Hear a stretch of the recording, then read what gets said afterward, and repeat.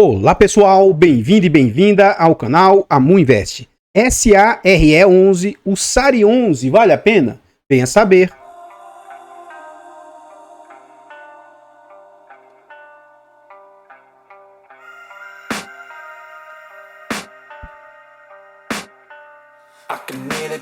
Então pessoal, este é um fundo imobiliário de tijolo, ele é um fundo imobiliário aqui híbrido de tijolos. Porque ele vai ter ali tanto lajes corporativas como galpão logístico no seu portfólio.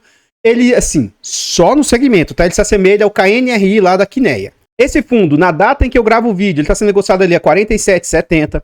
Ele entregou de dividendo nos últimos 12 meses 11,97%.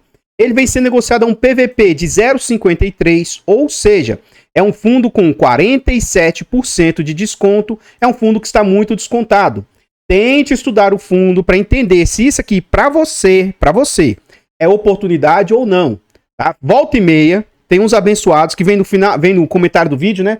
Você não falou se o fundo é bom ou não, se é para comprar ou não. Eu não posso dizer se o fundo é bom para comprar ou não. Eu posso até falar, vem, faz uma consultoria comigo, uma mentoria comigo, que aí a gente conversa individualmente, que eu posso entender o seu objetivo e aí, talvez, né? Mas, poxa, eu fazer um vídeo aberto e falar se o fundo é bom ou não, depende. Tente ouvir o vídeo e aí você chega às suas conclusões. É um fundo que tem uma boa liquidez, ele negocia em média 1,5 milhão por dia, que é uma ótima liquidez. E é um fundo que nos últimos 12 meses continua caindo. Nos últimos 12 meses ele caiu 5,49%.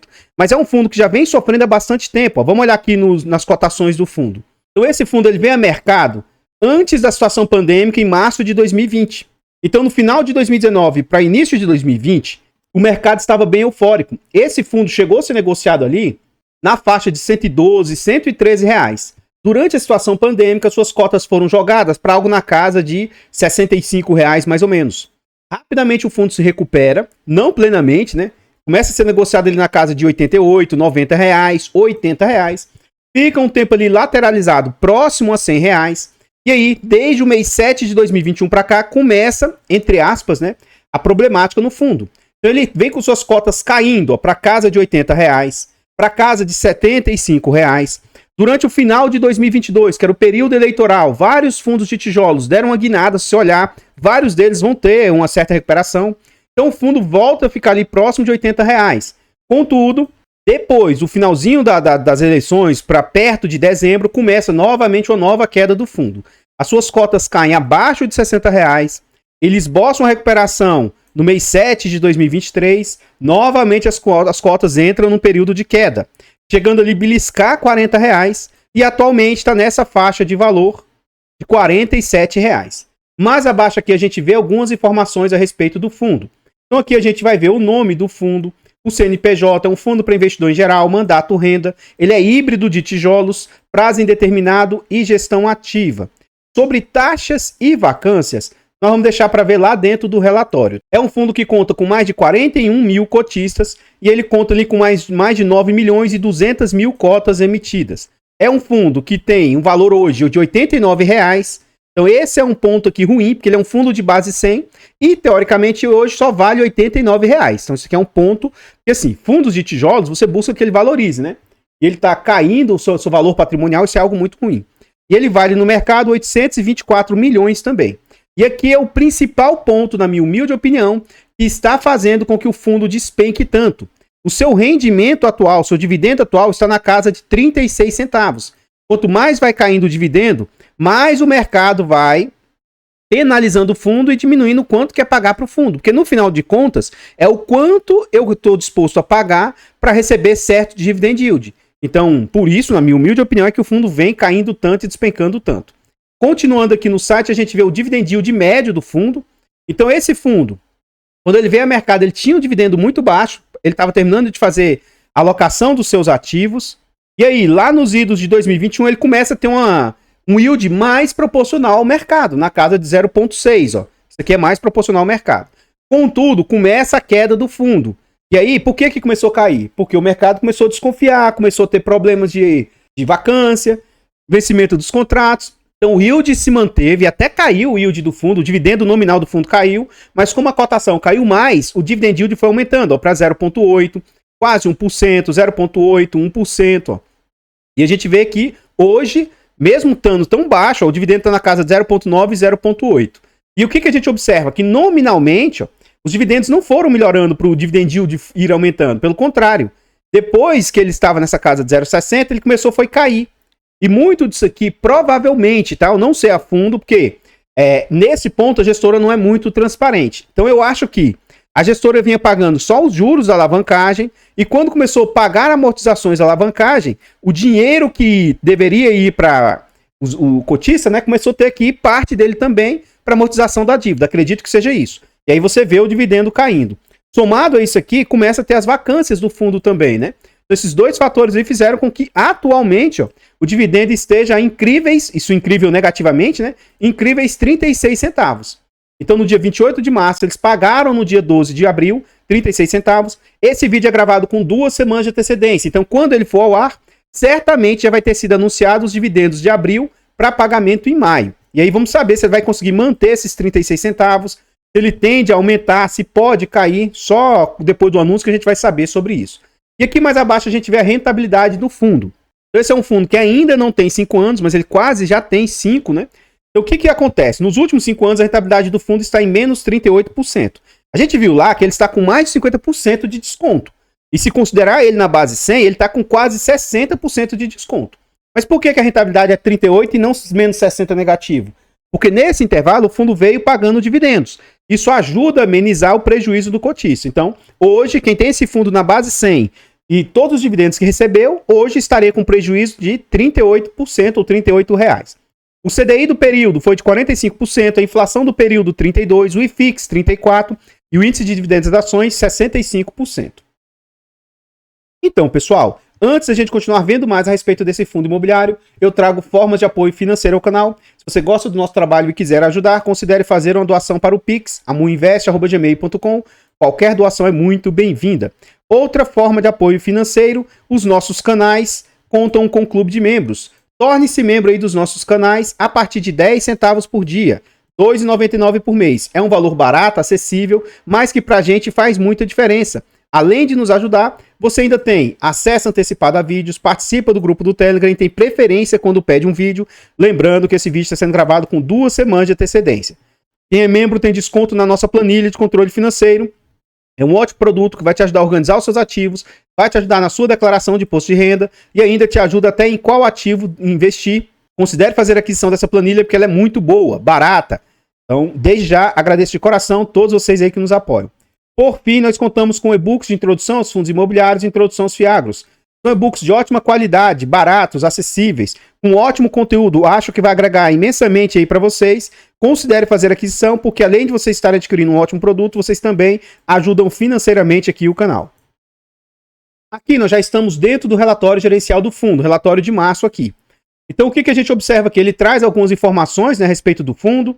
Então a gente vê o valor de mercado da cota na data de fechamento do relatório de R$ 46,00, dividendo entregue de 36 centavos para pagamento em abril, então é um relatório relativamente atualizado, né?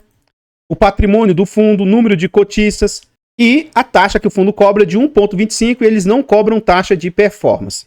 Aqui, essa parte do comentário do gestor, eu vou procurar ler a maior parte, mas eu sugiro que se você for cotista do fundo, leia tudo isso aqui com bastante atenção. Então ele vem falar aqui que no mês de março o fundo distribuiu 36 centavos, eles têm 72 centavos acumulados, ó, sendo que parte desse saldo é referente à multa recebida pela rescisão do 12º e 13º andar do WT Morumbi, que é o principal imóvel do fundo, tá? Esse imóvel representa um percentual alto do portfólio do fundo. E esse valor será distribuído ao longo do primeiro semestre. Então parte desse valor aqui, acredito na casa de 25 a 35 centavos, isso vai ser distribuído provavelmente durante o primeiro semestre aí, que eles são obrigados a distribuir. Em relação à comercialização dos andares vagos do WT Morumbi, seguimos em tratativas avançadas para a locação de 4 andares, com expectativa de fechamento nos próximos 45 dias. Se realmente isso se concretizar, tende a dar uma melhorada no fundo, porque se ele locar mais, provavelmente deve locar com carência. Mas quando vencer a carência, locou, começa a cair mais dinheiro no fundo, consegue distribuir mais e aí a cotação tende a dar uma melhorada. No mês de março foi concluída a entrega de 3 andares do WT Morumbi. Então o que é o problema que está acontecendo nesse fundo? Está começando a ter muita vacância dos inquilinos. À medida que eles vão entregando aí, o fundo começa a sofrer bastante. Ó. O locatário que ocupava o 14º e 15º andar desocupou o imóvel no dia 20 de março. Assim, tanto o aluguel quanto os encargos e custos foram cobertos até essa data. Daqui a pouco vai ter um slide aqui mais à frente que mostra o impacto da vacância. A vacância, além de não entrar dinheiro para o cofre do fundo, ele também começa a ter despesas com IPTU, com manutenção predial, né? Com condomínio, coisas nesse sentido. Então, isso é um ponto aí que começa a afetar negativamente o fundo.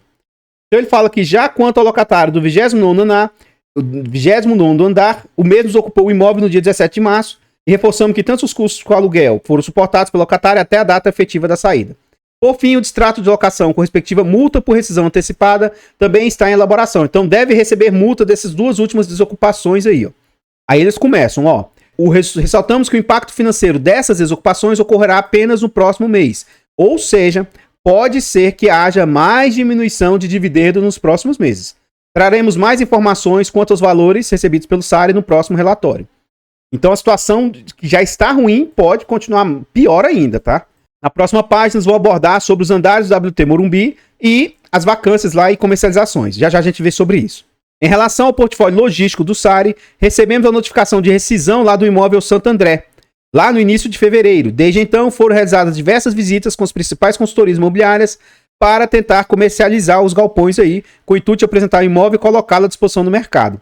A equipe de gestão segue com a visão positiva quanto à locação e estimamos que possa ser concretizada até o término do aviso prévio lá em agosto. Então, em agosto, o inquilino lá do imóvel logístico também vai desocupar. Então, o bicho está pegando aqui no SARI 11. Quanto ao imóvel WBC, seguimos acompanhando a expansão de um locatário no prédio. Nas próximas páginas mostraremos o projeto que será realizado na cobertura do edifício. Todos os custos da obra serão suportados pelo locatário e agregarão valor ao empreendimento. Continuando aqui, ó. Quanto à possível alienação dos imóveis do SARI, continuamos analisando as sondagens recebidas. Em complemento também, continuamos as análises de redução de possíveis posições de FII. Portanto, a equipe de gestão segue avaliando possíveis cenários de redução da alavancagem do fundo, seja via venda, seja por meio de venda de FIIs ou de imóveis, ou uma combinação de ambos. Por fim, devido aos eventos recentes e seus impactos no nível de ocupação dos imóveis, continuamos com a expectativa de manter a distribuição de rendimentos entre 30 e 40 centavos por cota. Então, vamos ver nos próximos relatórios se ele consegue manter. Isso aqui não é uma promessa, é algo que é como se fosse uma guidance que eles estão estimando aí. Continuando aqui, eles vêm falar sobre os impactos, tá? De rescisão, o que está alocado lá do WT Morumbi. Eu prefiro olhar por esse aqui para tentar mostrar para vocês, ó. Então, note, redução do custo de vacância por cota, ó. Então, atualmente, hoje, a vacância vem causando para o fundo quase 7 centavos de impacto negativo. Além de não receber, o fundo está gastando uma média de 7 centavos, aí, 6,6 centavos, porque os imóveis têm que ser dado manutenção, condomínio, coisas nesse sentido. E se ele conseguir locar, ó, ele tem perspectiva de receber mais ou menos 17 centavos e meio a mais para o fundo, é muita coisa, tá? E com isso, caso ele loque, além disso, ainda pode resultar não só 17, pode resultar em 24 centavos. Porque diminui a vacância, para de ter esse custo e ele passa, querendo ou não, se ele não gasta, isso também entra para o fundo, né? Ele tem uma perspectiva de subir para 24 centavos, gente. Atualmente ele está pagando 36. Então olha o quanto pode voltar a pagar ali próximo de 60 centavos. E aí isso conseguiria, na minha opinião, levantar a cota do fundo e muito. Se ele voltar a pagar 60 centavos, esse fundo, a cota dele sobe para no mínimo 70, 80 reais, né? Mas isso aqui são perspectivas. É o quanto ele tem potencial, né? Não significa que ele vai alugar tão cedo ou tão fácil isso. Aqui é a reforma lá no topo do prédio, né? Do WBC aqui, né? Então é uma reforma que tende a trazer bastante valor para o fundo. E aqui a gente vê o portfólio do fundo. Ó. Aquilo que eu falei para vocês. Ó, um único imóvel, que é o WT Morumbi, representa 52% do portfólio. Depois, ó, o dinheiro parado em caixa representa 26%, tanto o dinheiro parado em caixa quanto os FIIs do fundo. Então são duas questões que representam muito. Os outros 3 imóveis representam pouquinho. Ó. Então o imóvel de Santo André, o Orc BL e o Barueri, esses imóveis aí representam 9, 6 e 6. Em termos de tamanho dos imóveis, ó, o WT Morumbi representa 36% da área bruta locável. E o imóvel de Santo André também é grande, ó, apesar da representatividade dele para a receita ser bem baixa. E aí o Barueri 19,5% e o Orc BL 4,8%.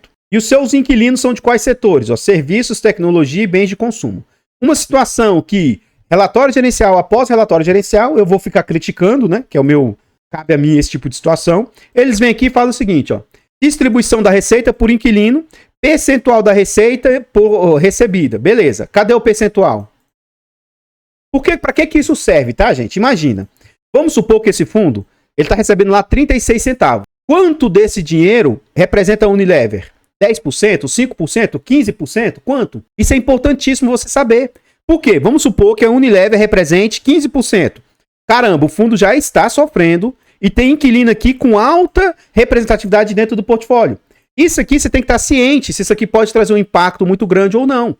Se isso aqui estiver dentro de 10% ou abaixo de 10%, é algo bacana. Mas se for acima de 10%, que eu acho que seja, isso não é claro aqui no relatório, sabe? Não tem nem como a gente saber quais são os maiores inquilinos em termos percentuais. Ele fala que é percentual, mas cadê o percentual?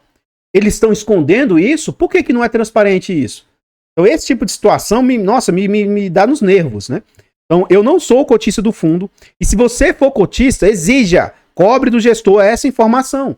Porque isso aqui vai facilitar. Eu mesmo, para eu decidir se eu invisto em um fundo de papel ou em um fundo de tijolo, eu até posso investir em um fundo que tem concentração, mas eu preciso estar ciente disso.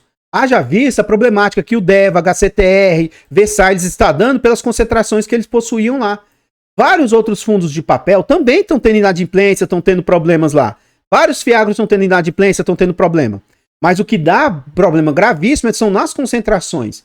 Então você tem um fundo, se ele é concentrado ou não, para mim, isso é o mais grave e infelizmente a gestora não é transparente nesse quesito. Aqui é os vencimentos dos contratos, ó. Então a gente vê aqui também por imóvel. Então durante o ano de 2024, ó, olha o tanto de vencimentos de contratos aqui, como ele já falou de vários aí, eu não sei se estão todos aqui dentro dessa informação, mas pode ser que tenha até mais inquilinos ainda para vencer contrato. Isso tanto no imóvel WT Morumbi e também no imóvel lá de Santo André. Então, gente, cerca de quase 35% do portfólio pode ter vacância esse ano. Um percentual alto já está. Então, como não está tudo isso aqui de vacância, acredito que tenha mais inquilinos aí, possíveis saídas aí do fundo. Então, o ano que vem, 2025, tem mais vacâncias aí bem pequenas, né? O ano de 2026 não tem. E durante o ano de 2027, mais uma quantidade gigantesca de inquilinos aí pode deixar o fundo, mais 35%. Então 2027 também vai ser um ano desafiador aí para o fundo. 2028 um percentual alto também de possíveis vacâncias, né? Então é interessante vocês acompanharem isso aí, porque assim, a situação, tanto do curto prazo quanto no médio prazo, ainda não está tranquila para o fundo. Em razão dessas vacâncias também, tem revisionais esse ano. Então isso, se renovarem ou os próximos inquilinos entrarem, pode ser que traga impactos positivos ao fundo, mas na toada que está indo aí, não sei se isso aqui é algo positivo não. O ano que vem tem mais quase 15% de renovatórias, e em 2026, mais quase 20% de renovatórias. Então, nessas revisionais aqui, pode ser que o fundo consiga renovar o aluguel para cima, né? Então, pode trazer algum resultado positivo. E aqui a gente vê o histórico de vacância do fundo. Atualmente, lá no portfólio de Lages, o fundo está com 82% do seu portfólio vago, ocupado, né? Então está com 17% de vacância. E o logístico, por enquanto, está 100% ocupado. Mas isso aqui a gente já viu que esse ano ainda vai ter desocupação lá também. Então, complicado isso aí, né? E os indexadores dos seus inquilinos? 47% são indexados a IGPM, 43% a IPCA e 8% a INPC. Mais um fator é o seguinte, o IGPM, que sempre foi algo que destoou muito, ele tem sido bem abaixo do IPCA recentemente. Então, isso aqui é mais um fator que pode estar afetando o fundo, né? Se o IGPM der uma disparada, que ele tende a dar uma disparada, pode ser que quando o fundo for fazer repasses, né, isso traga um resultado positivo aí para o fundo. Então, pessoal, antes a gente continuar vendo mais a respeito desse fundo imobiliário, nós ainda vamos voltar e ver sobre os imóveis, sobre a alavancagem, sobre a DRE, tá? Antes a gente ir para essa parte, eu trago para vocês formas de apoio gratuito ao canal. Se você não quer ou não pode nos apoiar financeiramente, considere nos apoiar de forma gratuita. Como? Simplesmente você vai deixar um like, comentar, compartilhar, se inscrever no nosso canal e ativar o sino. Tudo isso é de graça, mas pra gente faz muita diferença. Nós estamos tentando chegar aí a 20 mil inscritos. Se inscreva no canal e nos ajude nessa meta. Comenta aí pra nós. E aí? Você gostou desse fundo imobiliário? Você acha que todo esse desconto que o fundo possui é cilada ou é oportunidade? Você teria cotas desse fundo aí? Comenta que seu comentário é muito importante. O que que acontece, tá? Eu não tenho esse fundo, não tenho interesse de ter. Mas, para quem tem visão de longo prazo, gente, é acima de 5 anos. Para alguns, médio prazo é até 10 anos. Mas, ou seja, 5, 7, 8, 10 anos para frente aí, quem estiver comprando esse fundo, pode ser que ele tenha um resultado muito positivo no futuro. Mas para os próximos 3, 4 anos, eu acredito que esse fundo ainda vai sofrer muito. Eu vou mostrar mais à frente, a alavancagem que ele possui não é algo, para mim, gravíssimo, não é algo problemático. Mas esses desafios de vacância que o fundo vem enfrentando, eu acredito que não vão ser resolvidos no curto prazo. Mas quando e se o fundo conseguir reverter isso, ele tende a dar uma boa recuperada. Então, você comprar hoje um fundo por 40 e poucos reais, eu não acho que ele chegue a 100. Mas facilmente esse fundo, eu vejo ele chegando a 60, 70, 80 reais aí. Mas isso não vai ser do dia para a noite. E também pode ser que esse cenário sequer se concretize. Pode ser que as cotas continuem caindo ainda mais, né? O futuro não tem como a gente garantir. Então eu não tenho interesse de ter. Isso não significa indicação de compra, venda ou manutenção do ativo. E nem que ele seja bom ou ruim. Nós temos aí um canal secundário, o canal Amu Notícias. Eu trago notícias do mercado financeiro e faço uma repercussão trazendo a minha opinião a respeito delas. São vídeos em formas de react. Se você quiser nos apoiar lá, vá lá ver as notícias que eu já postei. Teve notícias polêmicas aí, né? Então vá lá ver a minha opinião a respeito dessas notícias. Nós precisamos chegar nesse canal aí a 1000 inscritos, mas vamos lá. Rumo aos 50, aos 100, né? Então se inscreva no canal e nos ajude a crescer o canal aí. Todos os nossos canais estão em outras plataformas. Vá nessas plataformas, siga, se inscreva, comente, compartilhe, que tudo isso ajuda demais. Eu abro caixa de pergunta frequentemente no Instagram. Deixa a sua dúvida lá que a gente vai procurar atender com a máxima rapidez. Aqui nós voltamos ao relatório gerencial e a gente vê a estrutura do fundo, né? Então o fundo hoje ele tem um patrimônio de 963 milhões e ele tem dívidas de 295 milhões. Então o que acontece? Quando a gente pega essa dívida e diminui do quanto eles têm aplicações financeiras, que é 164 milhões, quando você tira esse valor aqui, dessa alavancagem que o fundo possui, essa dívida do fundo cai para 100 e poucos milhões. E aí esses 100 e poucos milhões, referente aos 964 milhões, aí é algo na casa de 10, 15% de alavancagem. Não é isso para mim que é o problema do fundo. Então ele mesmo já falou, ele tem 120 milhões em fundos imobiliários. Tem mais 40 milhões em caixa. Então isso aqui dá para ele ir pagando essa alavancagem de forma tranquila. Não é o problema na minha humilde opinião. Aqui ele fala um pouquinho mais sobre a alavancagem, mas eles não trazem detalhamento, né? Você pode clicar aqui para tentar ver um pouquinho mais, mas certa vez eu já cliquei e não é algo tão simples assim. Na minha opinião, os gestores deveriam trazer de forma bem simplificada. Durante o ano de 2024, quanto que vai precisar ficar pagando para essa alavancagem? São só pagamentos mensais de amortização e juros? Ou ele vai pagando só os juros e em algum momento ele vem com amortização grande? É isso que a gente precisa saber. Para saber se a capacidade operacional hoje do fundo é suficiente para ficar pagando essa alavancagem, né? Note que os gastos com alavancagem são altos, Janeiro o fundo gastou, despesas com juros dos CRIs, 1.400.000, 1.400.000, 1.400.000. Então, poxa, o fundo apurou 5.800.000, 6,5, 5.400 e gastou 1,5 milhão com alavancagem, né? Então, note que isso deprecia bastante o quanto o fundo, 5,5 e despesas totais 2.400.000. Então, poxa, isso machuca bastante os resultados finais do fundo, Então, em março, o fundo gerou 60 centavos, teve 27 centavos de despesas, só que a gente vai calcular só isso aqui, o quanto que esses 5 centavos de despesas representam frente ao total que o fundo receitou. E as despesas com os CRIs aí foram muito altas, né? E ele gerou o resultado aí de 33 centavos. Note que o fundo está gerando atualmente é apenas 33 centavos. E ele entregou 36, né? Então ele está começando a comer pouco da reserva que ele possui aí. Então pode ser que, acontecendo aquelas ocupações, que a capacidade de entrega do fundo seja ainda menor. Vamos calcular aqui na prática, então. O fundo gera com despesas aí, em março, gerou 474 mil, isso aqui vezes 100, dividido por 5.544.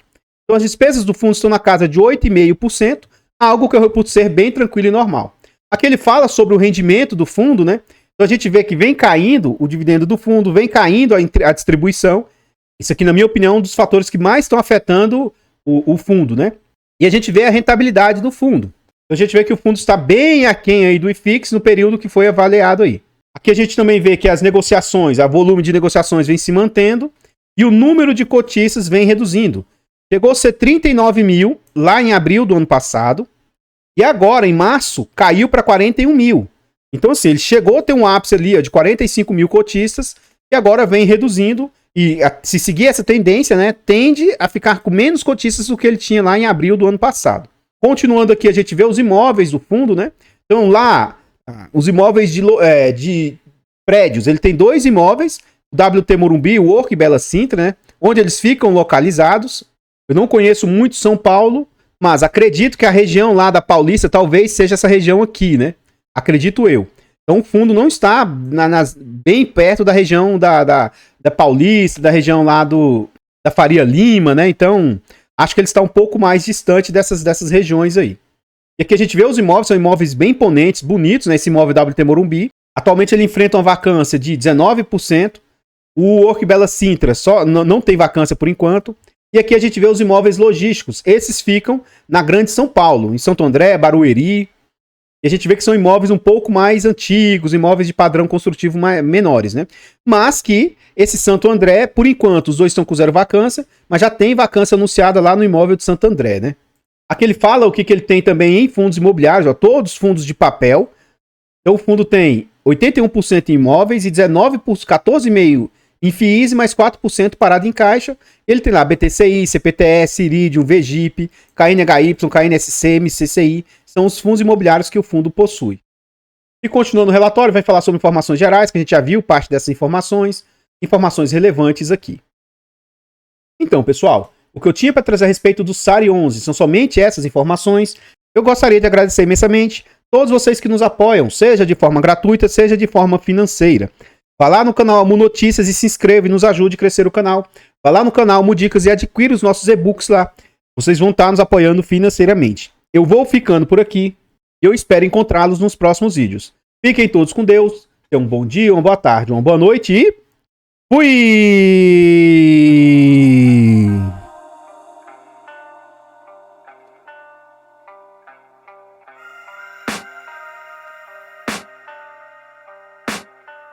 I can hear the demons call when they do what they do. And now I feel like taking off, find a place with a view. The pain is never gonna stop if it's